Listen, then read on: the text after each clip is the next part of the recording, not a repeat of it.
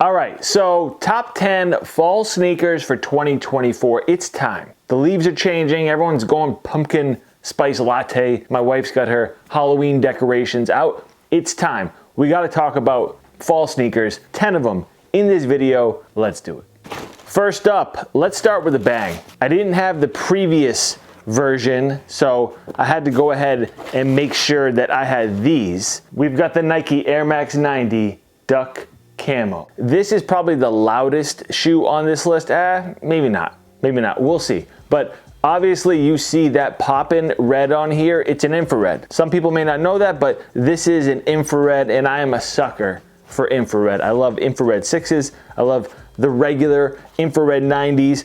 And then they throw camo on top of this, and I also am a sucker for duck camo. Carhartt Work in Progress is doing some duck camo on a bunch of Detroit jackets. It looks money. So we had to start the list off here. Let me know if you guys grabbed a pair of these, and I will try to link as many pairs as I can down in the description. Next up, let's get into something very essential. They're out of the box. I've been wearing them a ton. They're kind of my go-to shoe at the moment. So we have the Nike Air Force 1 Snakeskin. There's no Nike model that fits my foot better. Believe it or not, this is something that Nike doesn't do often, where they put a pattern on the swoosh and then they keep the rest of the shoe simple or clean. And I know for a lot of people this isn't enough. They need more out of their shoes. This is maybe something boring that you would think, not me. So if you need a fall essential, this is it in my opinion, and the leather is nice. I'll link these for you guys down in the description. Next up, New Balance.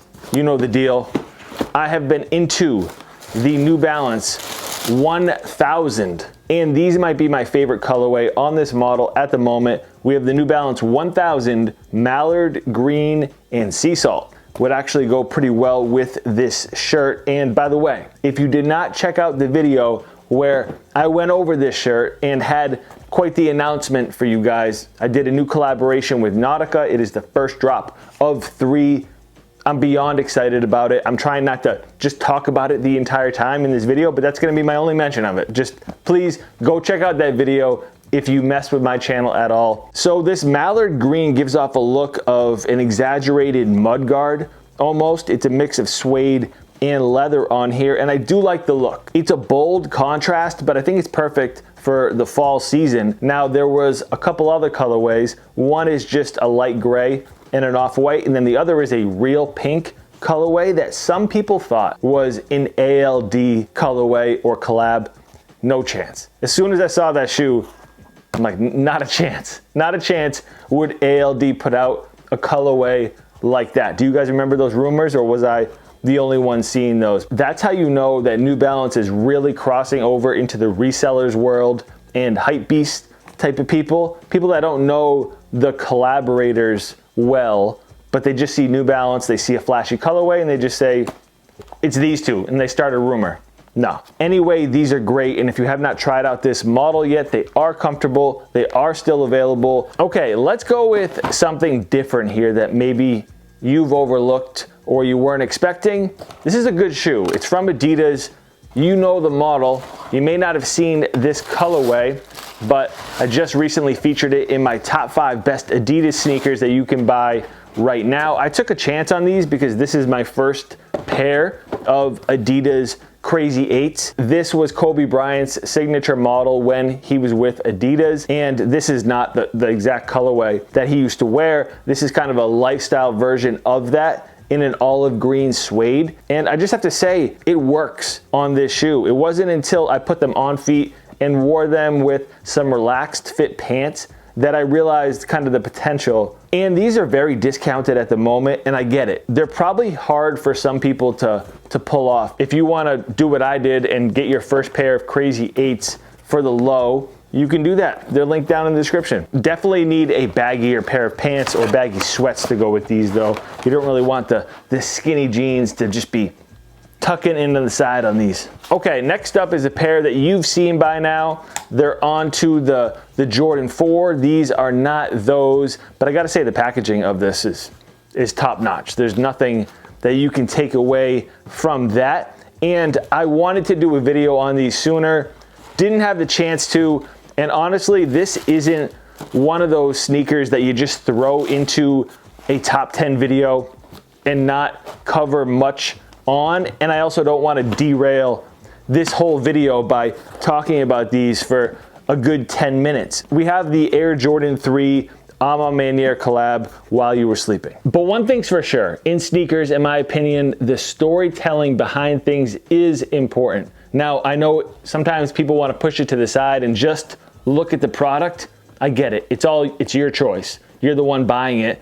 What do you want to get out of it? But I would urge you to go over to the Maniere site. That's going to be linked down in the description. I'm not even going to link you guys to this shoe. Just get yourself familiar with what they're trying to do, because, you know, sometimes there's little stories that you can push to the side. This is not that. By now, a lot of you probably have these anyway. So maybe taking a step back and realizing what the story is behind them and what they're trying to tell with this entire collection, I think it's at least worth reading if you're interested. Next up, let's switch gears to Reebok. Listen, I'll tell you straight up, Reebok has all the potential in the world right now. They really do. There's been some models from them that I've really liked recently, but this one kind of jumped out at me as a good everyday option. I don't want to butcher this name, so these are the Reebok Premiere Trinity KFS. There's been some really nice looking Reebok runners that have dropped recently. Some have been overseas, but I'd love to see some of those here in the States. This colorway is ash and a moon rock tan. So in 2006, Reebok had a line out called the Premiere Running Series,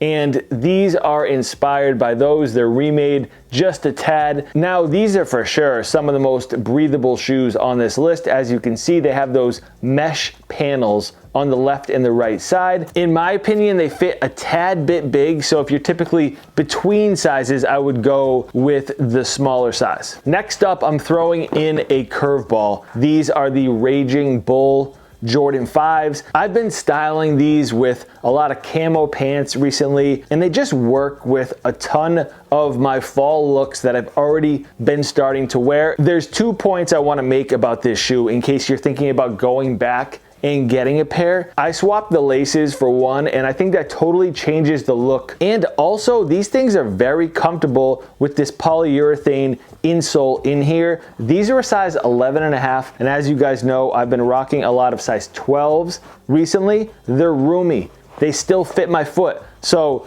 I got rid of a ton of my 11.5 Jordans. There's still more that I have to get rid of. I'm getting sidetracked. Anyway, these are actually comfortable. For a pair of Jordan Retros, that can be hard to find, and lace swapping them can totally change the look, but still a color pop in your fall outfit is necessary, which is gonna bring me to the next shoe, which is also a color pop. We've got something that a lot of people would view as a summertime sneaker. No, definitely not me. Yellows in the fall are where it's at. And the Nike Air Max Sunder is definitely something that you can wear in a bunch of different ways. I mean, come on, all day right here. All day right here, this combination. And I just have to remind you guys, Nike's being a little bit difficult with the sizing on these. And I recently featured the Air Max Sunder Volts, and I was really excited about those. Did the whole video and everything, went to put them on my feet, and I'm like, man, these things are so snug. These things are so snug. I looked at the sizing. I ordered a men's size 11, and I meant to order a men's size 12.5. And me knowing that it's a women's shoe, I still mess it up. So it's getting a little bit frustrating. I had to return those. But anyway, the shroud on here can keep your foot a little bit warmer, and there's no other Nike sneaker that's gonna give you this look out there, in my opinion. So these things had to be on here. And I feel like this mudguard could actually take a little bit of a beating. Next up, let's get into something that may be forgotten. And I wouldn't blame you if you did.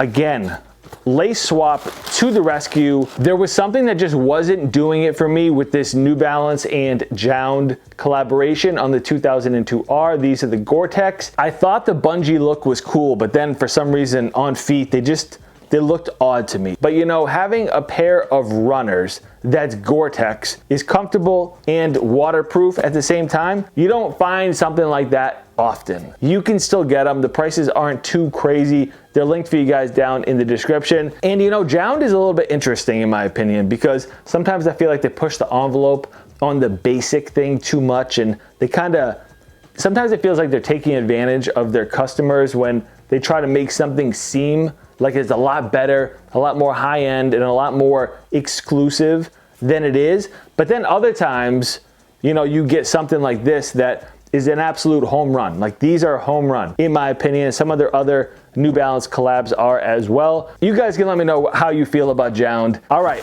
and last up, let's end it with a bang. Let's end it with something loud. We started with something loud, we're gonna end with something loud. We've got quite the eye-catching shoe. I told you guys I wanted to get these. So we have the Nike Air Force 1 Oil Green and Safety Orange. This oil green is a patent leather, in case you didn't notice. And this type of shoe normally wouldn't be my thing. But something about a statement Air Force 1, I always have a little bit of room for. If this was a pair of, you know, Jordan 5s, if these Jordan 5s were this same exact colorway, I probably wouldn't get them. If they were $225, I would not be snagging them. So this is gonna be, you know, my Halloween theme type shoe. And I don't know, sometimes I feel like having fun and experimenting with shoes is something you gotta do, but not over the top. I talk about that all the time. Can't go over the top. Am I gonna have a bunch of patent leather shoes in my collection that aren't Jordan 11s? No chance. I think at the moment, this might be my only patent leather shoe that isn't a Jordan 11. Do me a favor, before you get out of here, let me know what your favorite fall pickup has been down in the comment section. Of course, hit that thumbs up and go check out some of those other videos that I mentioned in this video, especially my most recent one. Go check it out. Thank you guys. I'll catch you later. Peace.